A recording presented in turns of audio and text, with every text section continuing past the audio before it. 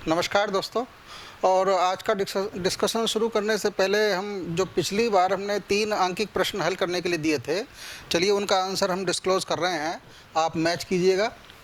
पहले प्रश्न का आंसर है 4.44 गुणा 10 की घात -19 न्यूटन। दूसरे प्रश्न का आंसर है 7.2 गुणा 10 की घात -19 न्यूटन। और तीसरे प्रश्न का आंसर है 3.69 गुणा 10 की घात -19 न्यूटन। आप मैच कीजिएगा और देखिए आप अपनी गणना में कहाँ तक सफल रहे। अब इसके बाद हम अगला विषय लेते हैं, और जैसा कि हमारे अध्याय का दूसरा भाग वो है विद्युत क्षेत्र। चलिए विद्युत क्षेत्र की चर्चा करते हैं। और जब विद्युत क्षेत्र का जिक्र आता है तो उससे पहले हम थोड़ा पिछली बात याद करेंगे कि हमने समझा है कि निर्वात में अगर कोई Q आवेश रखा हुआ है और उससे r दूरी पर कोई एक दूसरा आवेश इसके सामने रखा जाए तो ये आवेश इस आवेश पर एक बल आरोपित करता है, और उस बल का परिमाण F = 1/4πε0 × Q/r² इस संबंध से ज्ञात होता है। और स्पष्ट है कि लगने वाला बल उस दूरी के वर्ग के व्युत्क्रमानुपातिक होगा। इसका मतलब इस आवेश को अगर हम इस आवेश से दूर लेते जाएं तो इस पर लगने वाला जो बल है वो घटता जाएगा, और हम कह सकते हैं कि कहीं अनंत पर जा कर के परिणाम शून्य हो जाएगा। और जब बल शून्य हो जाएगा तो हम कह सकते हैं कि इसका प्रभाव वहाँ तक रहा, उसके आगे इस आवेश का कोई प्रभाव नहीं है। और ये केवल इसी दिशा में नहीं होगा, ये आप इस दिशा में देखेंगे तो भी आपको वहीं जाकर के इतनी दूर जाकर के वो प्रभाव शून्य नज़र आएगा, और इसी तरीके से इस दिशा में। और केवल इसी तल की बात नहीं है, ये 3D फॉर्म में सभी दिशाओं में इस तरीके से हम प्रभाव इसका जो प्रभाव है वो दायरा ढूंढ सकते हैं। और हम स्पष्ट है कि हमें लग रहा है कि अब इस आवेश के चारों तरफ एक ऐसा क्षेत्र नज़र आ रहा है जहाँ ये इस आवेश को प्रभावित कर सकता है, और इसको ही नहीं किसी और अन्य आवेश को भी प्रभावित कर सकता है। तो जिसका हम प्रभाव देख रहे हैं उस आवेश को हम कहते हैं सोर्स चार्ज, और जिस पर हम प्रभाव देख रहे हैं, परीक्षण कर रहे हैं, उसको हम कहते हैं टेस्ट चार्ज। तो स्पष्ट है कि किसी सोर्स चार्ज के चारों तरफ वो दायरा, वो क्षेत्र जिसमें ये किसी अन्य आवेश को प्रभावित कर सकता है, उसको आकर्षित या प्रतिकर्षित कर सकता है, उस क्षेत्र को हम कहते हैं इस आवेश का विद्युत क्षेत्र। यहाँ आपने एक चीज़ और नोट करी होगी कि जब हमने आवेश को मान लीजिए A बिंदु पर रखा और उस पर बल का परिमाण ज्ञात किया, अब जब हमने इसको अगले किसी और दूर बिंदु B पर रखा तो वहाँ इस पर लगने वाला बल घट गया। आवेश वही है, यहाँ भी Q और यहाँ भी Q, लेकिन बल यहाँ ज़्यादा यहाँ कम। इसका मतलब है कि इसका कोई एक ऐसी भौतिक राशि है जो यहाँ पर और यहाँ पर मौजूद है। उस भौतिक राशि का मान यहाँ ज़्यादा है, यहाँ कम है, और उस भौतिक राशि की उपस्थिति के कारण ही इस पर लगने वाला बल A बिंदु पर ज़्यादा है और B बिंदु पर कम है। और जिस तरीके से इस दिशा में है उसी तरीके से सभी दिशाओं में।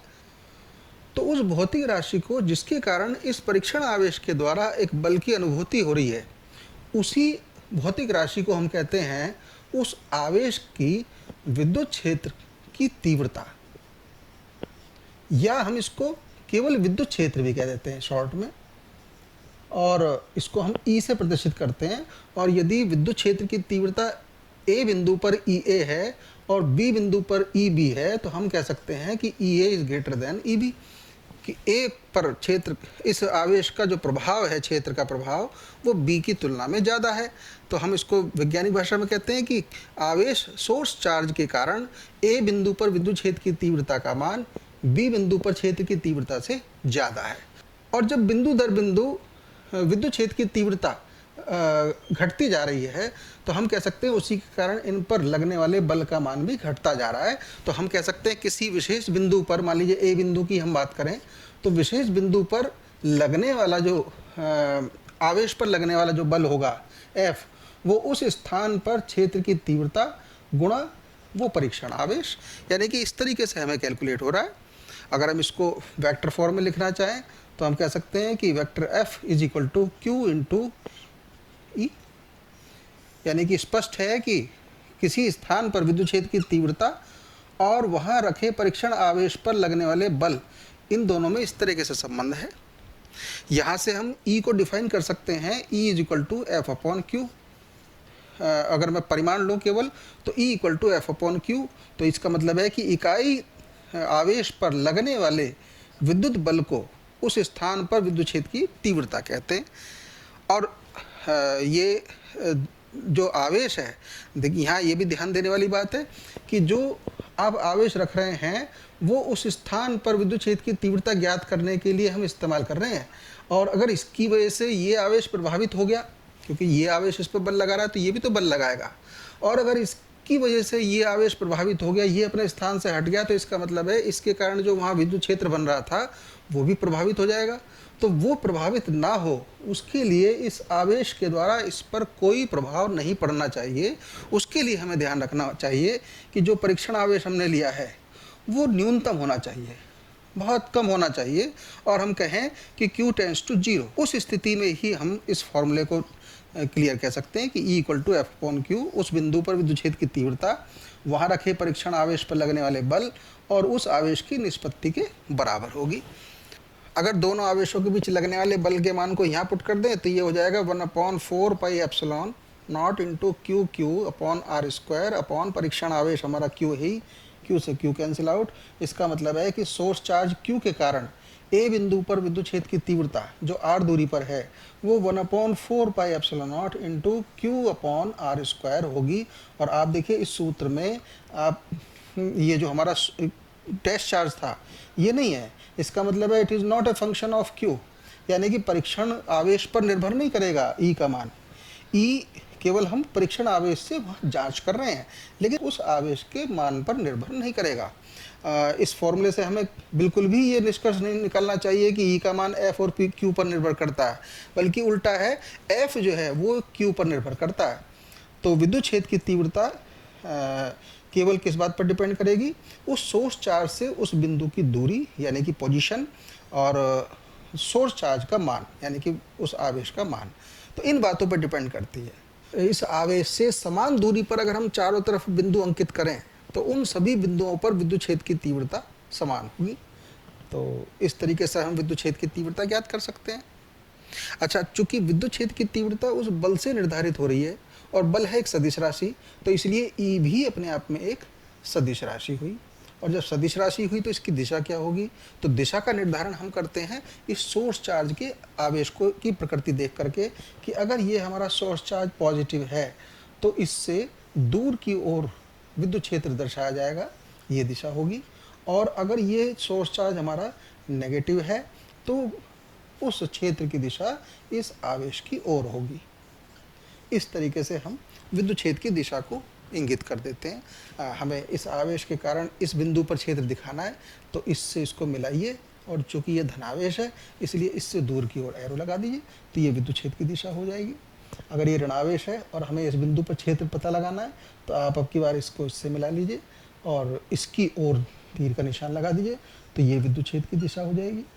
तो विद्युत क्षेत्र की माप इस फॉर्मूले से और दिशा उसके चिन्ह की जो प्रकृति है उसकी आवेश की, उसके आधार पर हम निर्धारित कर लेते हैं।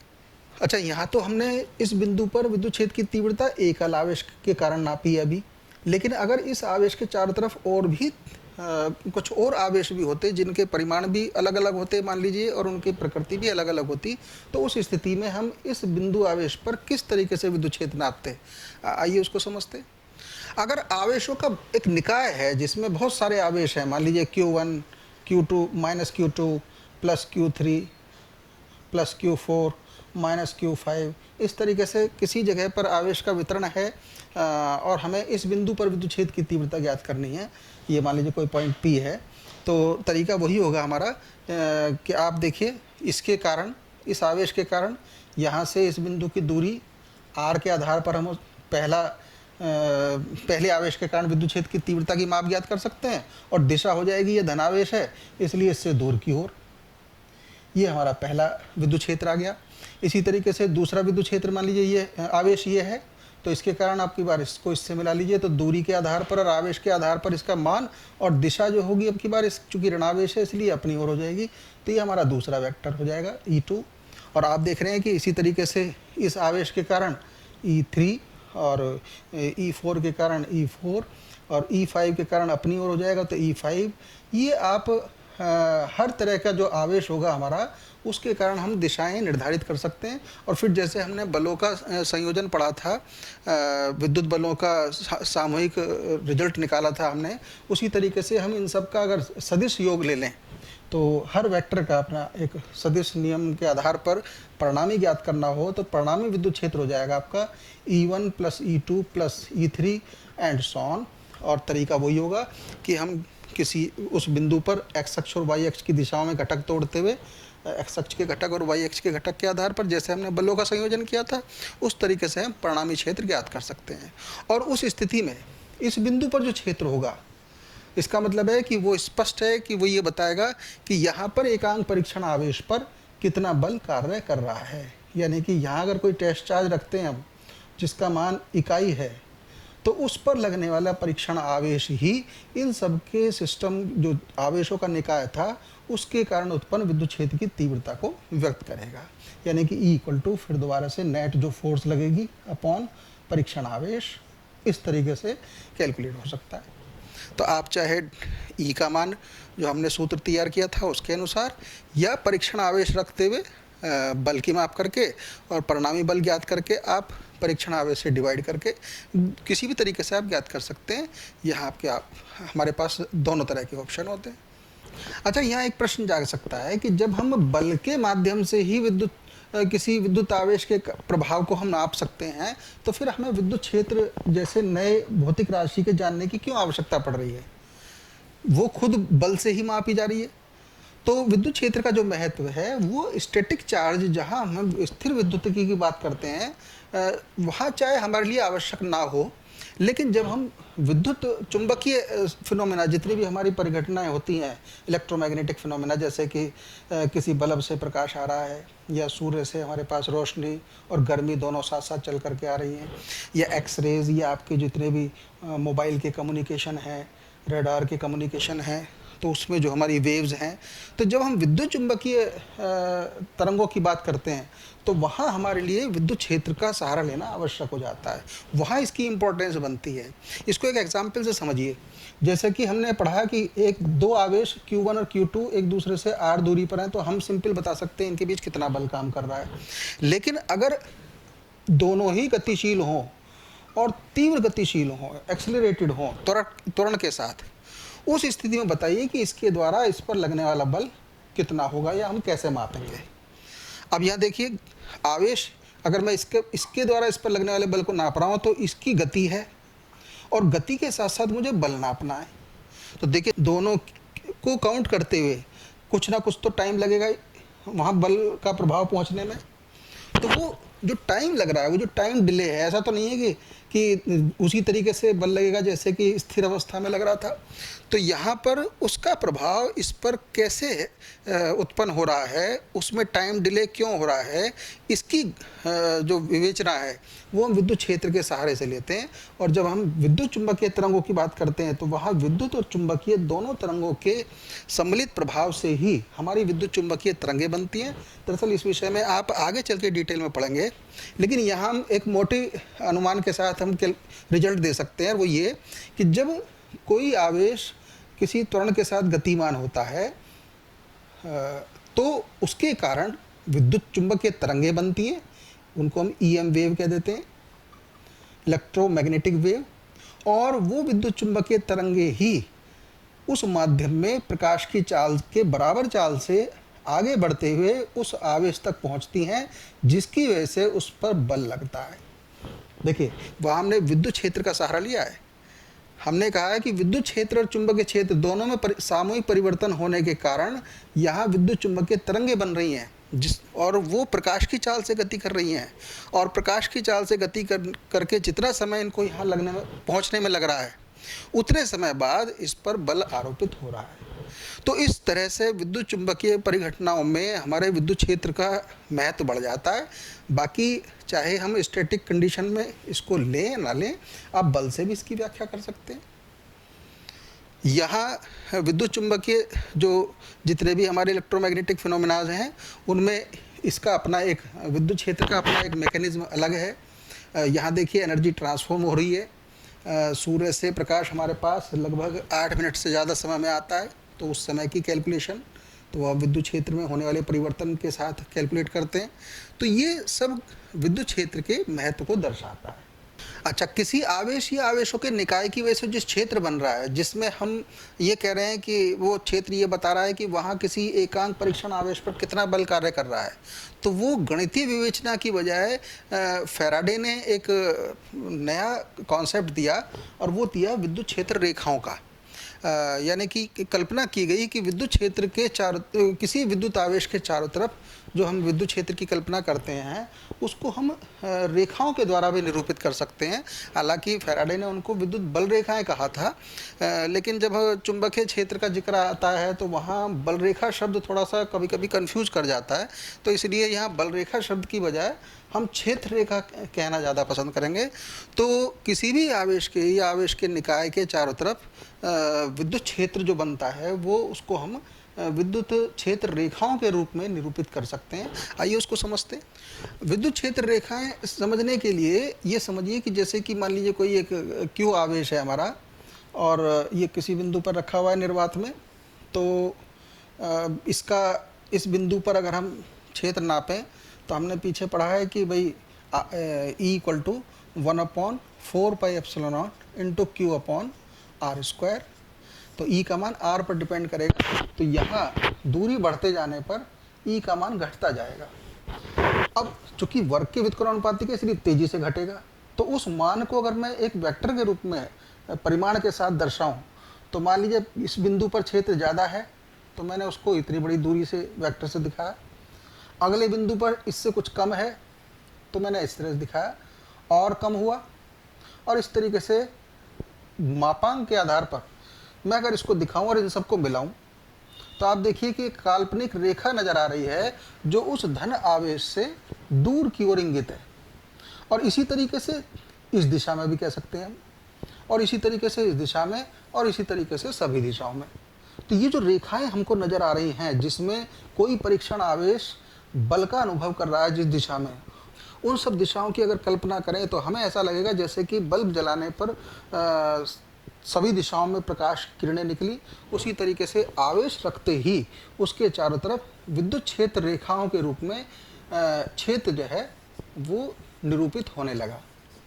यानी कि ये एक तरीके से क्षेत्र रेखाएं हैं।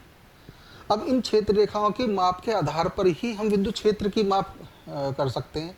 और उसके लिए हमें क्या करना होगा कि जो दिशा है विद्युत क्षेत्र रेखा की, उस रेखा के लंबवत कोई इकाई परीक्षण इकाई क्षेत्रफल का कोई एक सतह लें हम। मान लीजिए हमने ये एक सतह ली है जिसका क्षेत्रफल है इकाई, एकांक। अब निश्चित बल रेखाओं के आधार पर इसकी अलग अलग माप लेकर देखें, और एक बार इसकी माप निश्चित माप के आधार पर बल रेखाओं की संख्या नाप के देखें। तो देखिए, पहले केस में अगर मैं इसी क्षेत्र को अगर यहाँ से आगे बढ़ाता चला जाऊँ, या आगे लाऊं पहले और आगे लाऊं, तो आप देखिए जितना पास आएगा उतनी ही इससे निकलने वाली बल रेखाओं की संख्या ज़्यादा है। थोड़ा आगे कर दिया तो थोड़ा कम हो गई, क्योंकि ये बल रेखा देखिए जो पहले गुजर रही थी वो बाहर निकल गई, और आगे करने पर अब ये बाहर रह गई, और आगे करने पर घटती जा रही हैं। और जब घटती जा रही हैं तो हम कहेंगे कि एकांक क्षेत्रफल से गुजरने वाली बल रेखाओं की संख्या जहाँ ज़्यादा होगी, हम कहेंगे वहाँ विद्युत क्षेत्र की तीव्रता ज़्यादा है। और स्पष्ट है कि यहाँ पर क्षेत्र रेखाओं की संख्या ज़्यादा गुजर रही है, इसलिए इस स्थान पर क्षेत्र की मात्रा, विद्युत क्षेत्र की तीव्रता ज़्यादा है। अब क्या उल्टा करिए, अब की बार क्षेत्र से रेखाएं निश्चित रखते हैं। चलिए इस चित्र को मैं यहाँ बनाता हूँ कि मान लीजिए इस आवेश से मैंने 5 रेखाएं दिखाई हैं, ये 5 क्षेत्र रेखाएं हैं। तो मैंने अगर एक सतह यहाँ रखी, तो आप देख रहे हैं उसमें से भी 5 रेखाएं निकल रही हैं। लेकिन इन्हीं 5 को दोबारा से मुझे 5 की 5 गुजारने के लिए अब की बार थोड़ा दूर बड़ा क्षेत्र रखना होगा। तो स्पष्ट है कि यहाँ क्षेत्र छोटा है, यहाँ क्षेत्र बड़ा है। तो जितना क्षेत्र बड़ा होता जा रहा है उसमें उसी अनुपात में जो क्षेत्र रेखाएं हैं उनका प्रभाव घटता जा रहा है। या हम ये कहें कि बड़े क्षेत्र में भी उतनी ही रेखाएं हैं, इसलिए प्रति क्षेत्रफल एकांक क्षेत्रफल पर गुजरने वाली क्षेत्र रेखाओं की संख्या घट जाएगी। और इस आधार पर हम कहेंगे कि यहाँ पर विद्युत क्षेत्र की तीव्रता का मान फिर से कम नज़र आ रहा है। तो आप चाहे इस मेथड से चाहे इस मेथड से, दोनों तरीके से आप अगर कैलकुलेट करेंगे या आप देखेंगे तो आपको नज़र आ रहा है कि क्षेत्र रेखाओं के आधार पर भी हम कह सकते हैं कि किसी आवेश से दूर चलते जाने पर क्षेत्र का प्रभाव यानी कि विद्युत क्षेत्र की तीव्रता घटती जाती है। और वो उस दूरी पर किस प्रकार से निर्भर करती है, इसको भी हम कैलकुलेट कर सकते हैं कि मान लीजिए मैंने यहाँ पर पहली जो सतह ले रखी है उसकी वैल्यू है डेल्टा S1 और जो दूसरी स्थिति में ली थी वो डेल्टा S2, और इस आवेश से, जिस आवेश को हम लेके चल रहे हैं, ये परीक्षण आवेश सोर्स चार्ज जो हमारा है, उससे पहले सतह की दूरी R1 और दूसरी सतह की दूरी मान लीजिए R2। तो हम जानते हैं, पीछे हमने पढ़ा है कि जो घनकोण होता है किसी भी सतह के द्वारा किसी बिंदु पर आंतरित कोण, उसको हम घनकोण कहते हैं। तो यहाँ इस सतह के द्वारा जो घनकोण बन रहा है इस बिंदु पर, वो इन सभी बिंदुओं को अगर मिलाएं तो आप देखिए ये वाला कोण बन रहा है। इसको हम ओमेगा से, डेल्टा ओमेगा से प्रदर्शित करते हैं, और यही रेखाएं इस सतह से भी मिली हुई हैं, इसलिए इस सतह के द्वारा भी यही कोण बन रहा है। तो दोनों सतहें इस बिंदु पर समान आंतरिक कोण आंतरित कर रही हैं और उसकी मात्रा है डेल्टा ओमेगा। तो घनकोण पहली सतह के लिए हुआ डेल्टा S1 बटे R स्क्वायर, ये घनकोण नापने का तरीका है, और दूसरी सतह के लिए वही घनकोण delta S2 upon R2 square या R1 स्क्वायर, क्रॉस मल्टीप्लाई कर दीजिए।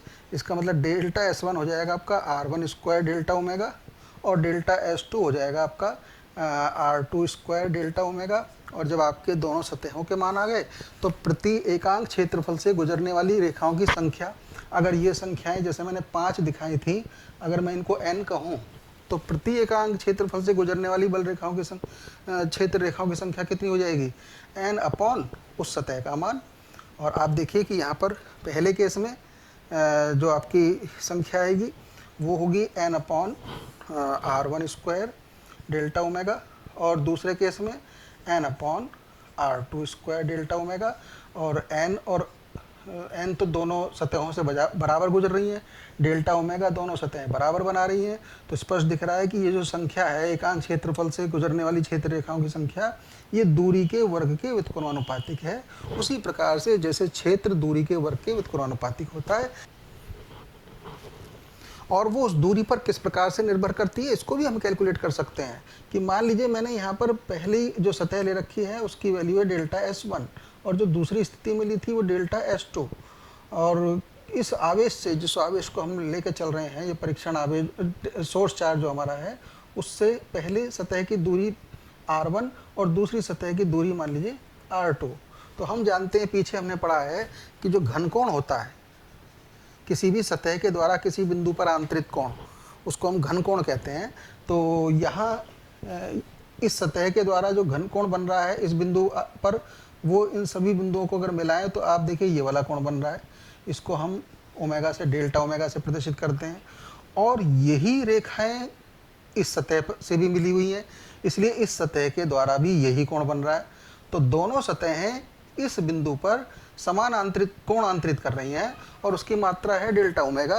तो घनकोण पहली सतह के लिए हुआ डेल्टा S1 बटे R स्क्वायर, ये घनकोण नापने का तरीका है, और दूसरी सतह के लिए वही घनकोण delta S2 upon R2 square या R1 स्क्वायर, क्रॉस मल्टीप्लाई कर दीजिए।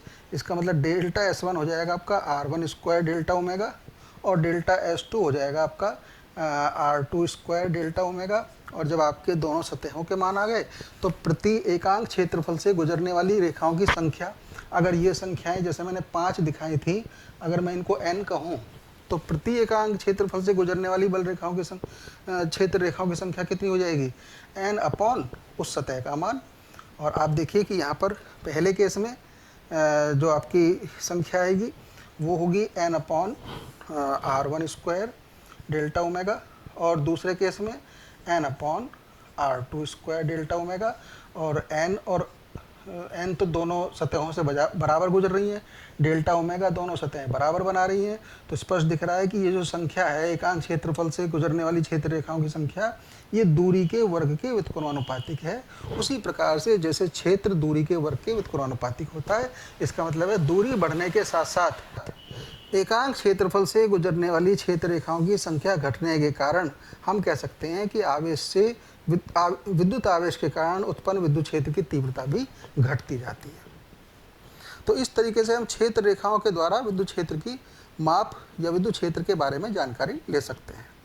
तो क्षेत्र रेखाओं के गुण के बारे में हमने जाना कि किसी भी आवेश या आवेश निकाय उसके चारों तरफ जो हम क्षेत्र रेखाओं की बात कर रहे हैं, ये किसी स्थान पर रखे हुए एकांक परीक्षण आवेश पर लगने वाले नेट बल की दिशा को प्रदर्शित करती हैं। ये सभी दिशाओं में फैलती हैं। ये धनावेश से ऋणावेश की ओर चलती हैं। हमने कहा धनावेश से ऋणावेश की ओर, तो इसमें दोनों बातें शामिल हो गई, धन से दूर भी और ऋण की ओर भी। ये अपने आप में कहीं भी टूटती नहीं है, लगातार कर्व हैं, एक लगातार वक्र के रूप में आगे बढ़ती हैं और कभी भी क्लोज्ड पाथ नहीं बनाती।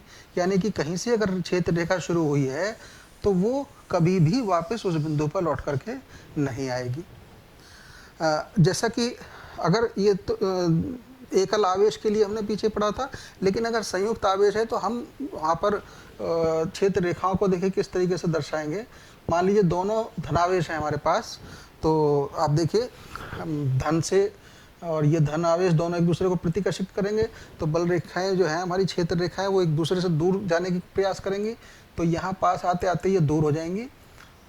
इसी तरीके से एक दूसरे से दूर दर्शाएंगे, यानी कि कोई आवेश अगर हम यहाँ पर छोड़ दें तो वो इन दोनों के बीच ना जा करके किसी और दिशा में मुड़ने का प्रयास करेगा, इस तरीके से। लेकिन अगर इनमें दोनों में एक पॉजिटिव और एक नेगेटिव है, तो अब की बार जो क्षेत्र रेखाएं हैं वो प्लस से माइनस की ओर चलेंगी, तो अब की बार वो अपना पूरा पथ पूरा कर लेंगी और ये प्लस से माइनस की ओर चलते हुए अलग अलग पथ पर इस तरीके से चलती रहेंगी। ये इधर को चलेंगी तो इधर से आती हुई प्रतीत होंगी, यानी कि अब की बार संरचना कुछ इस तरह की हो जाएगी। एक चीज़ और जानने की ज़रूरत है यहाँ पर कि ये जो बहुत सारी जो हमें क्षेत्र रेखाएं नज़र आ रही हैं, तो क्या दो क्षेत्र रेखाएं आपस में एक दूसरे पर चढ़ भी सकती हैं? तो एक बात नोट करने की है कि किसी भी क्षेत्र रेखा, ये मान लीजिए कोई क्षेत्र रेखा है, इस पर अगर हमें परीक्षण आवेश पर बल की दिशा ज्ञात करनी है तो यहाँ स्पर्श रेखा खींच दीजिए, वो स्पर्श रेखा ही उस स्थान पर क्षेत्र की दिशा को प्रदर्शित करेगी।